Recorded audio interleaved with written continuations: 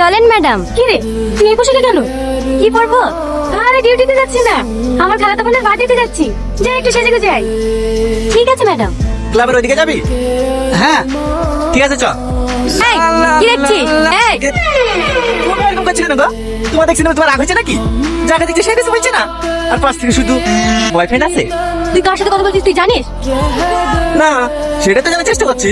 দেখা হইলো, আস্তে আস্তে পরিচয় হবে, দুজনের মধ্যে বন্ধুত্ব হবে, তারপরে রাজ্যকে চ্যাট হবে। নাম কি গো তোমার? ওই নামটা রে, নাম ভাবে কেসটা এখানে ক্লোজ হয়নি, ভাইকে বলে আবার জেলে ঢুকে দেবো।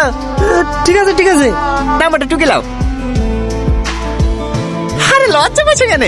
দাও আমাকে দাও, আমি টুকে দিছি। এবার কিন্তু বেশি বেশি হয়ে যাচ্ছে। তুমি অত ক্যাটকেট করছো কেন গো?